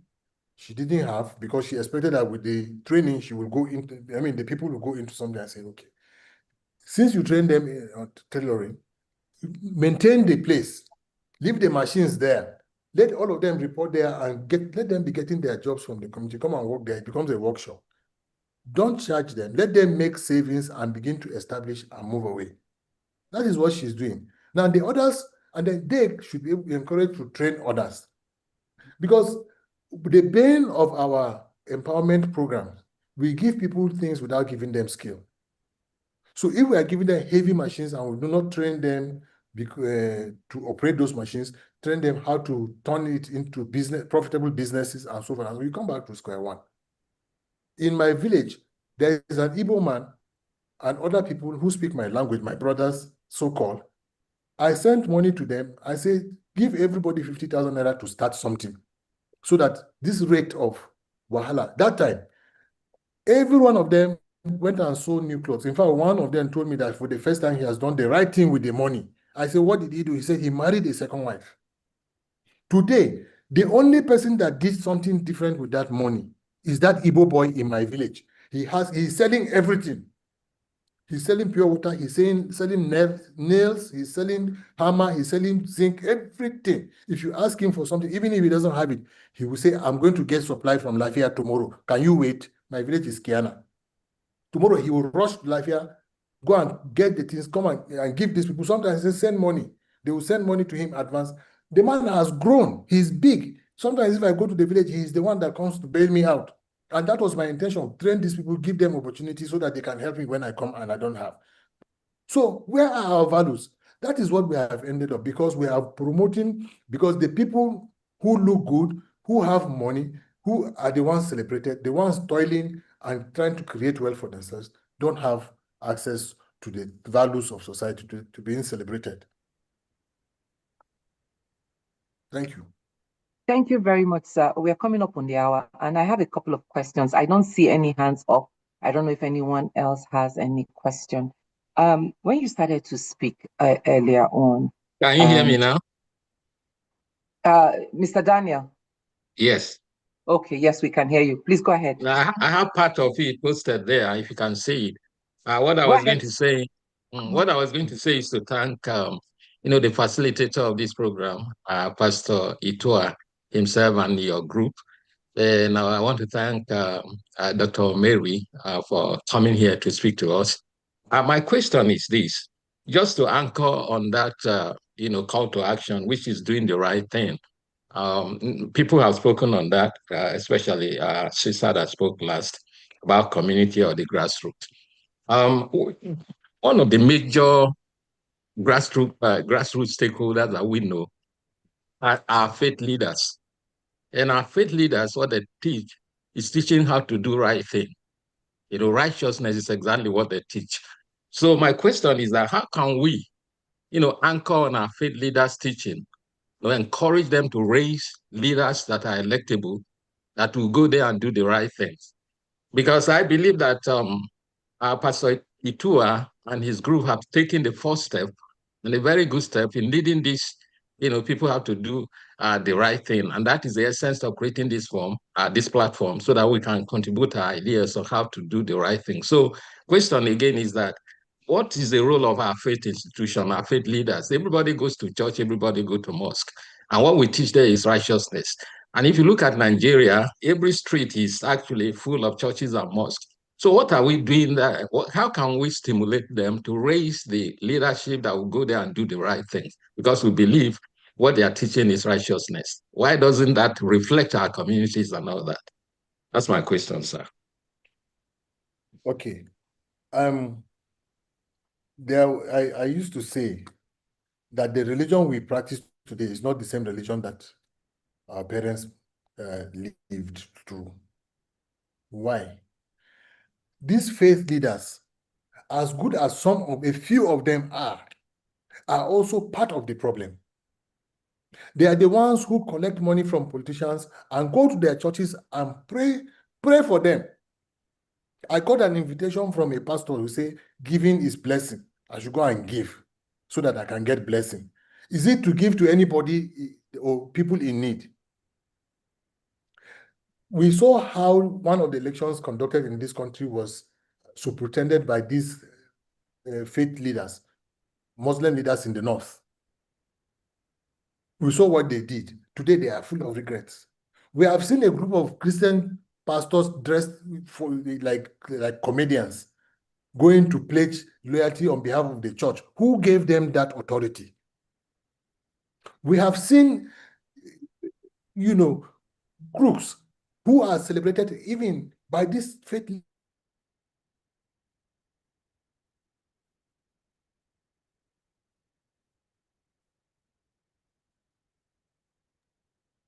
Can we hear him? Okay. Of people who are not able to speak. We see people, thieves, that are known in society being celebrated on the pulpit. Meanwhile, Pastor Igboda, if he doesn't take time, people will stop coming to his church because he's not promising them money and so forth and so on. He's not celebrating them. He's thinking of how to build society, how to create society, creating platforms like this. How many are doing that? Majority of those churches you see, somebody took a loan, he's a pastor, he said very soon the cars will start coming to his office, to his church, and then he will make money to go and pay the loan. That is the collateral.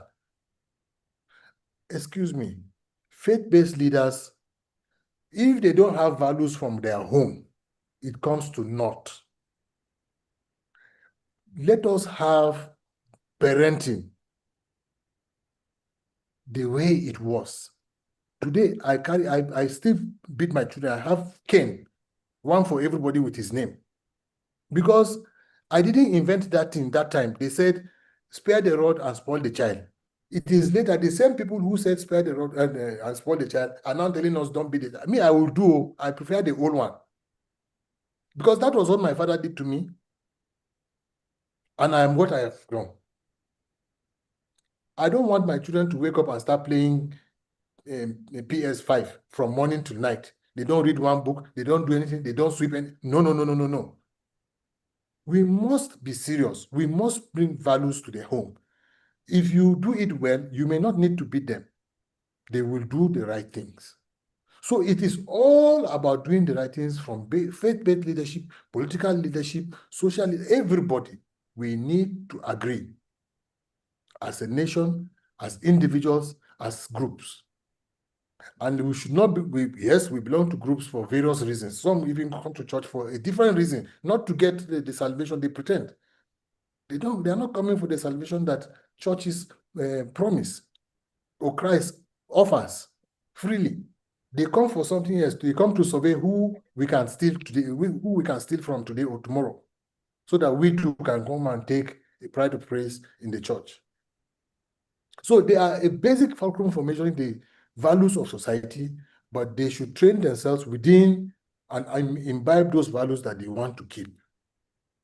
Live it, demonstrate it, and reject what is passing. In fact, investigate what is given to you. If it is not right, don't take it.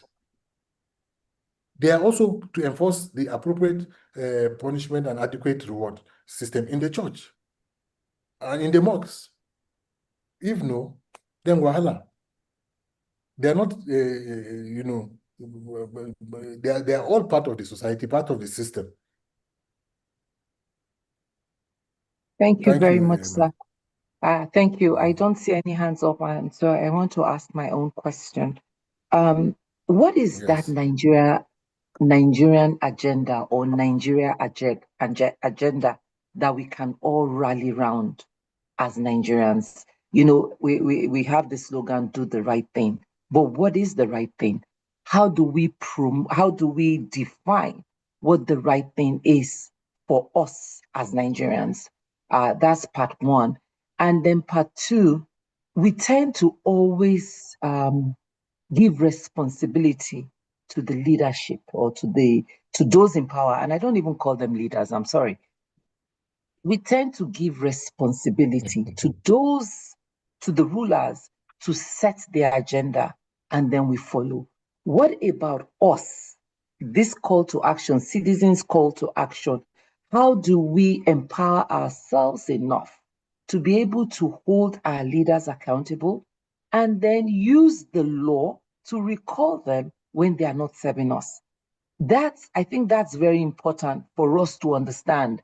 How do we get ourselves, or how do we, the followers, empower ourselves enough to know that the power belongs to the people and we can use it to hold our leaders accountable, and then also consequences for their inaction?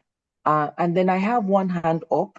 Issa Agenda has just raised their hand. Let me unmute and ask them to ask their questions so that you can take those two together and we begin to close. Go ahead, sir. Welcome. We've asked you to unmute.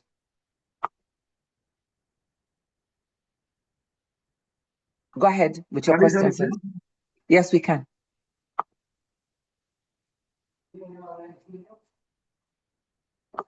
We've asked you to unmute. Please unmute and ask your question. Yeah, I've been trying to do that here. Okay. Okay. Try it again.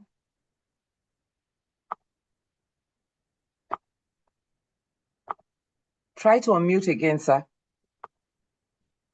Start to speak. Can you hear me? Yes, we can. Okay.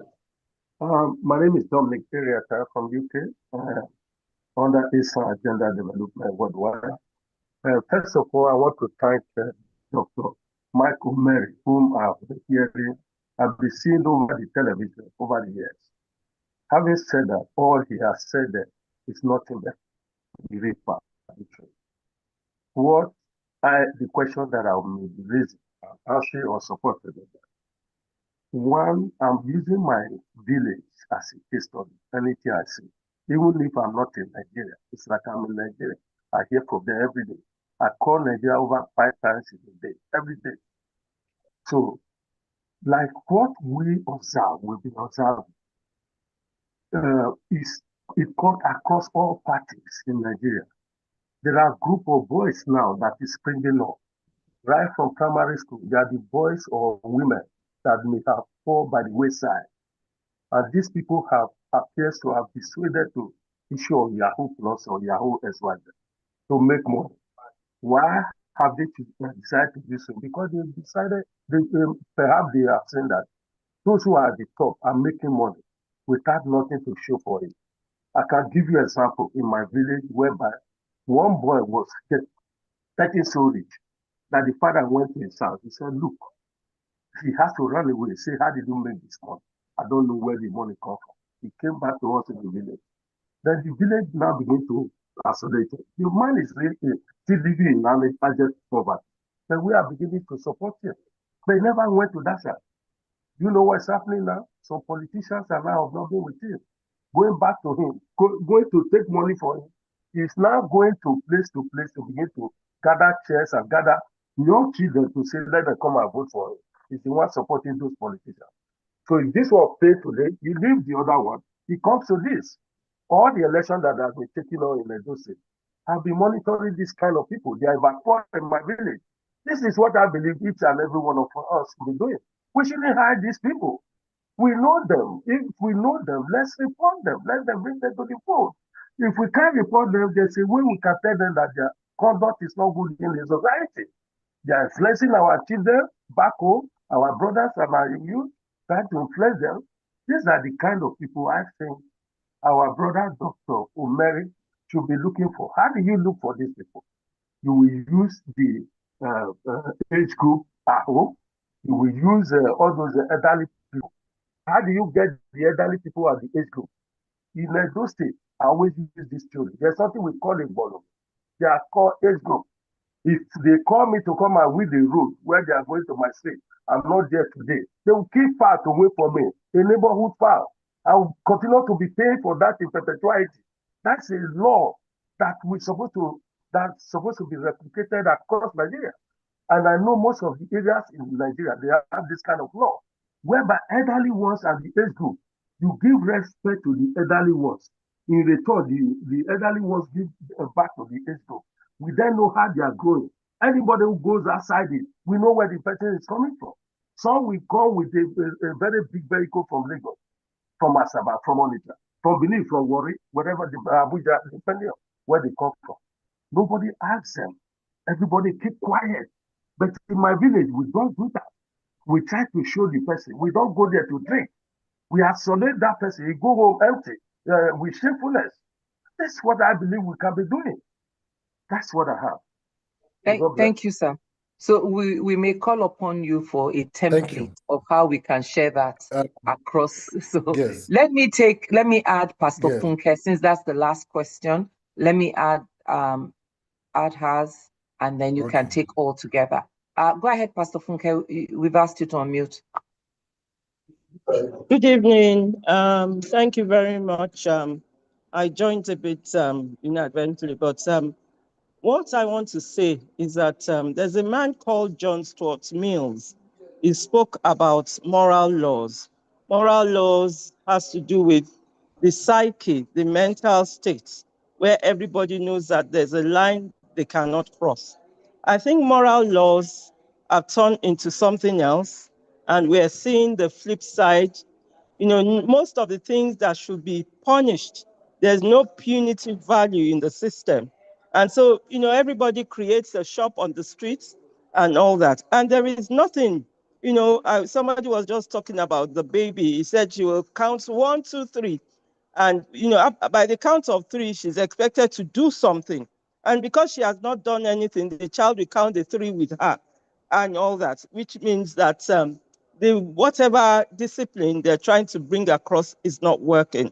Things will not work, even if we say do the right thing. We've done Operation Feed the Nation, we've done Keep Nigeria Clean, and everything just blows, you know, gone with the wind.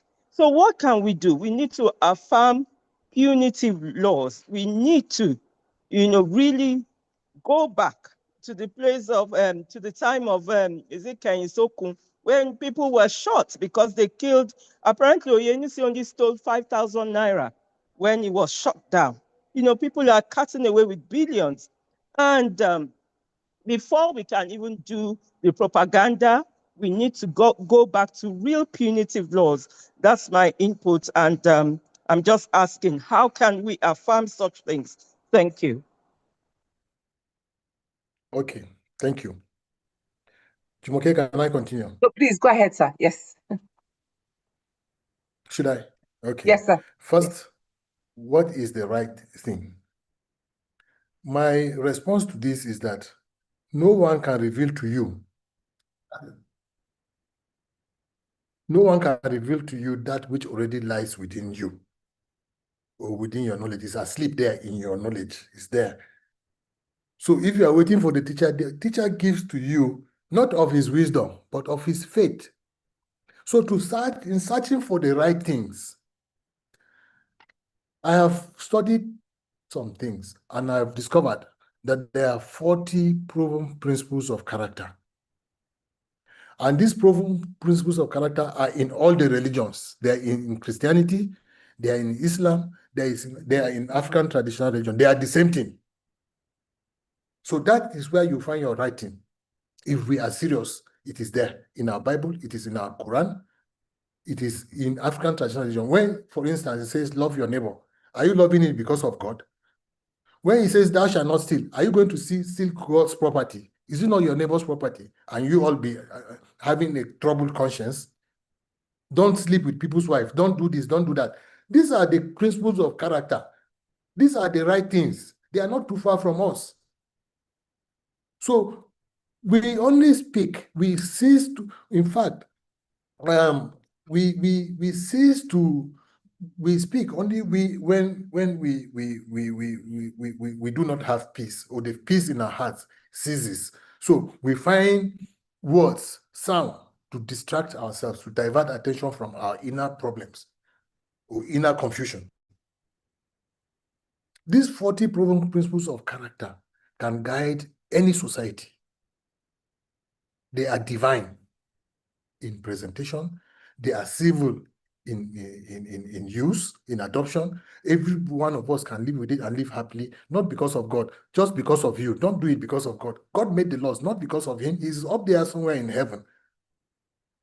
It's for us to live and live happily.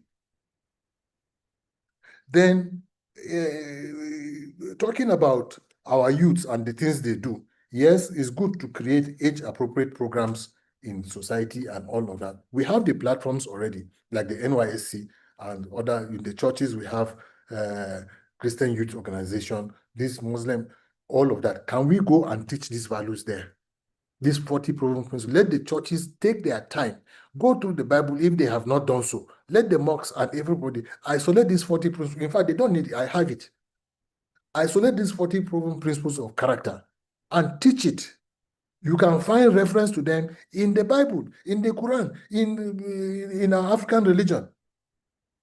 Those days, when people do the wrong things in society, what do? They flee. They leave the society and go somewhere where nobody knows their name, nobody can recognize and say what they did. But today, even the promise of salvation is causing us to do the wrong things all the time. Meanwhile, in the same book, apart from, it says, do these things and get saved. But we don't want to do those things. We do the wrong things and still expect to be saved because there is forgiveness. So, as far as the Yahoo business is concerned, down my street here, I live in Abuja, there is a place they come there every week, Wednesdays to Sunday. Young boys with exotic cars, the whole street is full with boys and girls doing all manner of wrong things, and nobody is questioning neither their source or where they, and on their way back home, they get accidents, all manner of things, and nobody cares. They have parents who do not ask questions. They have, the few parents that are able to ask questions are those ones in the village who still have the moral value, the bad values that they inherited from their generational values. That's why they will ask these questions. Some of us in this city, we don't ask the question. We're even afraid of our children. They don't even talk to us. Go to a rehab center today. You will cry. Definitely you will. There are children of these people that you see with big names. And not that they are stealing from their parents, they are also engaged in this Yahoo business. So we need to define, like you said, age-appropriate programs. Yes, there are platforms already created. Are we implementing it? We should implement what would guide our society out of the present confusion that we are in. We have found ourselves. These things were being taught in the past. When you go for catechism, when you go to for church programs, they teach you morals, they teach you values. You live with the fear of something. Here, you go to church, you are wasting their time. They go to church not because of obtain spiritual upliftment. No, they just go to satisfy. Maybe they are still living with their parents. They just follow. They don't ask them after church, what have you learned? What did the preacher say? They don't know. They can't remember. They will sleep half of the time. But when there is music, where there is dancing, you see they will dance better than the heaven band, the band in heaven. But they cannot answer what the preacher said. And they are in a hurry to go to a friend's house for one thing or the other. They have all manner of excuses to go and do the wrong things. So let's use the institutions that we have created Whether we created them subconsciously or consciously for the good of our society, it is time to put them to appropriate use. Otherwise, we'll continue to create a band or army of ruthless individuals who do not give a damn, like somebody said, of their situation, present situation, not to talk of their future. And it is the responsibility of just every one of us. Let us go back to that community way of bringing our children. It is the right thing to do. Today we are separated by walls. We don't know the children in my compound do not know the children in the next compound, separated by walls. Before we go out, we carry football and play. When night comes, everybody goes to the nearest house. That is where we'll have our dinner. And our parents will be waiting with the cane. Why didn't you come back before 6? Today, it's not like that. So our teachings in school and everywhere should change. We should return history to our schools. We don't teach them. We don't teach our values. We say we are doing civic education. Go and see the kind of questions they ask them. And the same school system in Nigeria is trying to introduce foul things that our culture does not represent, that our values abhors, and so forth, and so on.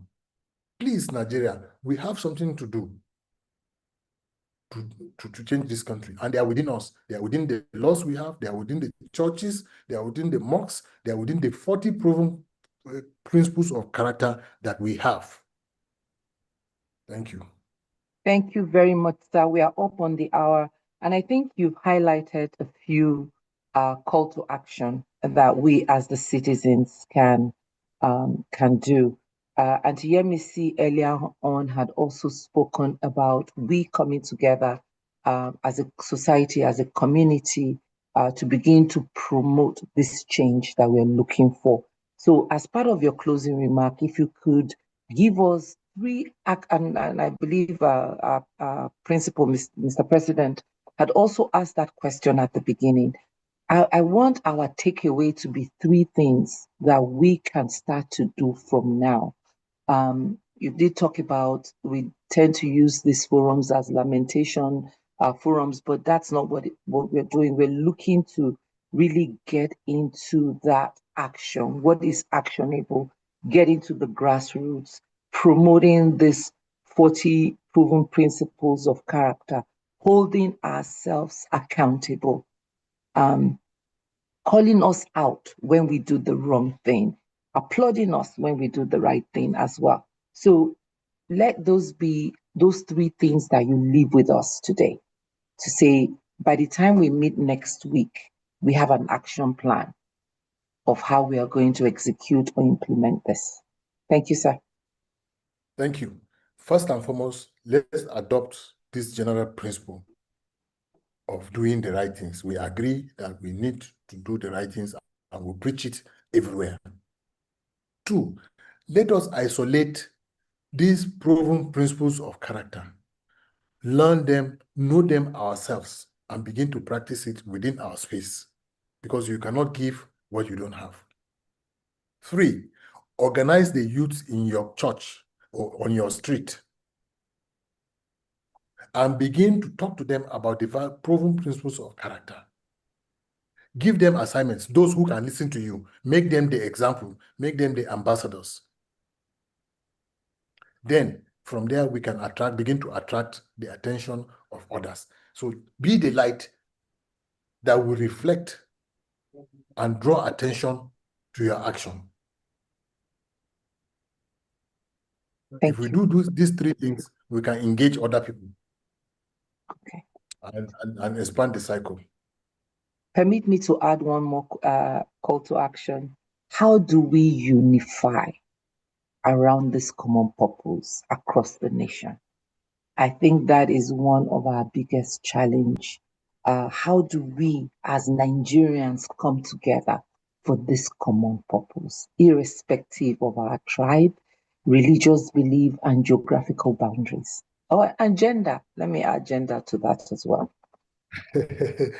Nigeria is a unique country with a lot of gifts and possibilities. Now, how do we unite among this common purpose? We have existing institutions that operate without knowing their purpose.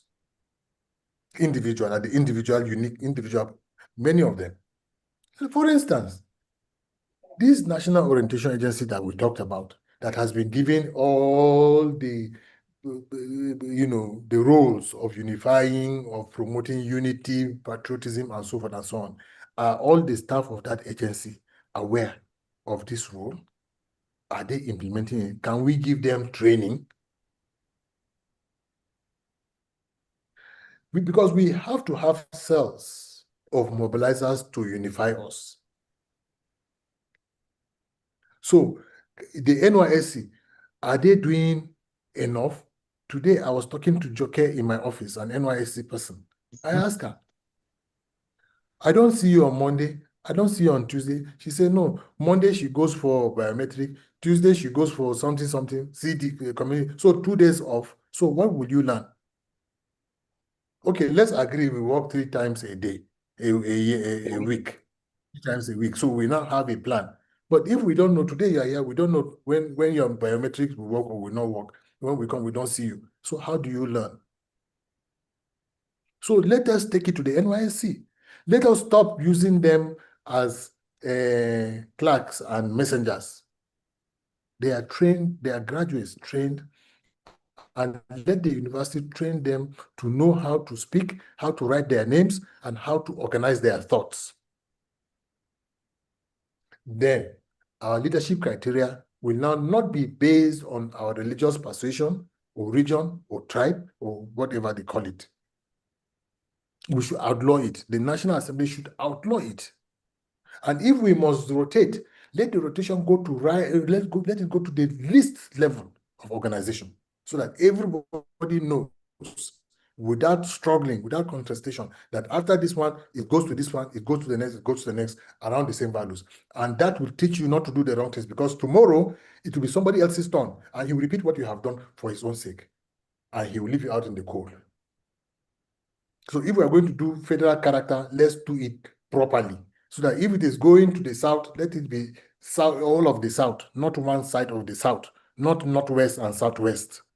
We in the middle belt have a great concern. We believe in Nigeria and its unity. We want to work for it. In fact, we have been working for it. Check all the leaders that come from the middle belt. But we wake up and hear that, this one is doing another thing. He's doing north central, northwest. This one is doing southwest. This one is doing. What is that? It does not define us. Let's define Nigeria and outlaw all these tribe and village kind of identity. No, let us have a Nigerian identity that will pursue a Nigerian culture, which we will all collectively identify through search and collaboration. Let this October independence celebration that we always have host and waste billions on. Can we do a Nigeria History Month, 1 month of celebrating Nigeria and promoting our values, our culture, our dressing, our way of life, and so forth and so on? These are some of the things that I think we can do with our time and opportunities. Thank you very much, sir. Before I bring Mr. President up to close, I also want to call out NOA, because we've written letters to them a few times to try to see how we can engage them on our citizens' responsibility course that we teach. We have a School of Leadership and Governance, and to be honest, we've been given the runaround. Call the DG tomorrow, he's not in the office, send the letter. I can't even tell you how many letters I've sent. So this is a call out. I'm calling them out on a public forum, because we need to start doing this.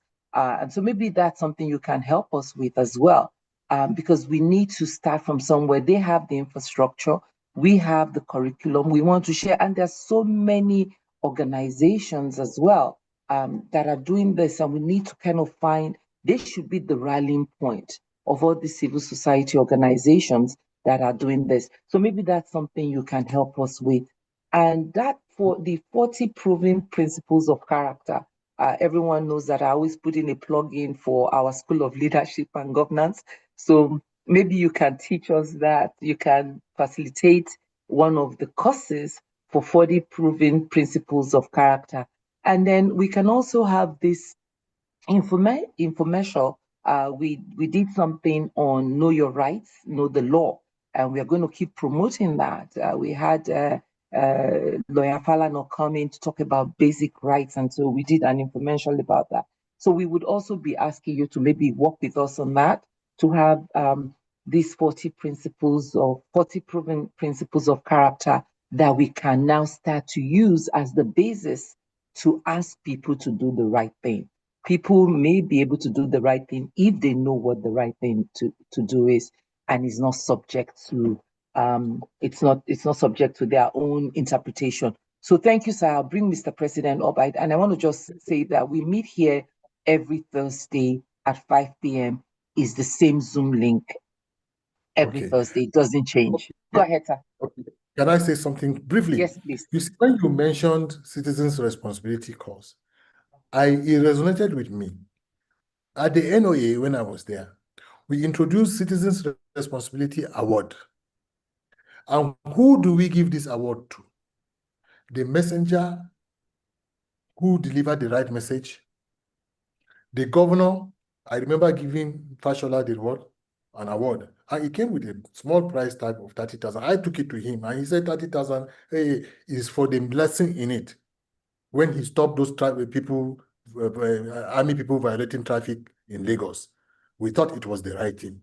The messenger at the airport who returned stolen money, we gave her a citizen's, like that. All of that is part of the mandate of the agency, National Nutrition Agency, to promote these values. And when I was there, we did it. I don't know if it's still being done to date. Therefore, this course that you talk about resonates with the NA. There is something there that they can partner with you to expand its scope and the frontiers of promoting the values of Nigeria in this regard. And I'll be happy to work with you on some of these other areas that you mentioned. Thank you very much. Thank you very much. Thank you, sir. Thank you, everyone. Again, I'll hand over to Mr. President. But just to know, we talked about meeting here every Thursday at 5 p.m. And this is really a call to action. And we're going to keep asking everyone to plug in and get involved. We put in a link every Thursday for you to sign up. We come here, we listen, we learn, and we get a lot of information. But it's time for us to actualize what we've gotten from this platform. So we're thankful. And then talked about our School of Leadership and Governance. There's a course coming up, I believe, in November for the youth, for training the youth, developing youth in governance, leadership in governance. We want our youths to be equipped with the skill sets that they need to be able to take position at local government, whether it's as administrators, as local government chairman. We need to empower them. So we're looking for as many people as possible to join us in facilitating this program. And then our president said something at the beginning about the grassroots mobilization, whether the different artisans and their trades, their unions. So if you have that information, we want to start reaching out to them as part of our grassroots mobilization effort, to reach out to the different groups, different unions or artisan groups. I'm sure they have tailor groups, tailoring group in Ikeja, local government, whichever one you know. Please share that information with us so that we can develop that plan of mobilizing at the grassroots level. Thank you again, everyone. Thank you for joining us. Over to you, Mr. President, if you're here. Okay, I know he had to go to another meeting. Okay. All right. Thank you, everyone. Pastor Sonny, do you have any closing comments? Okay. We are gender balanced. Okay, go ahead, Pastor Sonny.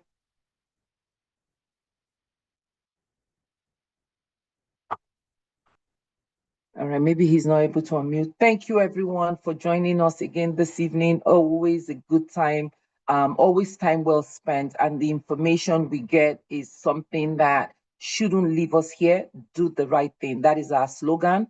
And maybe we need to hear from you what doing the right thing is and how you are promoting that within your own sphere of influence. So Nigeria, nation building is everyone's responsibility. It is not the rulers that we have in place. We are all leaders and we need to take on that responsibility to dig ourselves out of this mess that we are in. So again, thank you, sir, for joining us this evening. We really appreciate your time here and we look forward to really engaging you on moving the conversation beyond just the virtual conversation and moving it to the grassroots where we can actually get Nigerians involved, empower citizens to do the right thing and to bring the right leaders from amongst us, the best amongst us to lead us. So again, thank you again. We are grateful for your time here. And I'm sure this is not going to be the last of you. This is just the beginning of engaging you as we move forward. It's been time well spent. Thank you everyone for joining us this evening. It's always good to see you. And for those of you joining us for the first time, so glad you could join us. Make it a habit of joining us. There's so much to learn. Once you get the information, you are empowered to make the change. God bless you and see you again next Thursday by God's grace. Have a good evening. Thank you, Jumoke. Bye. Bye, Uncle. Thank you for joining us. Fire, you can stop the YouTube now, please.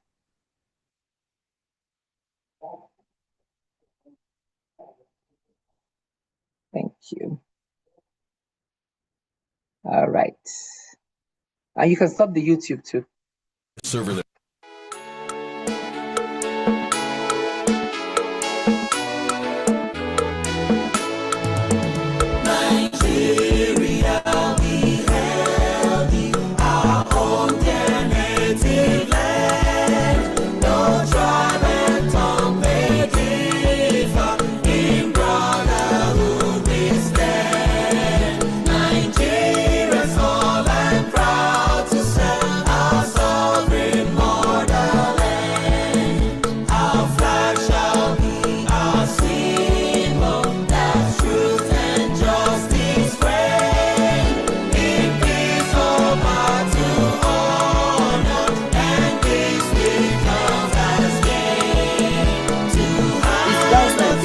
It's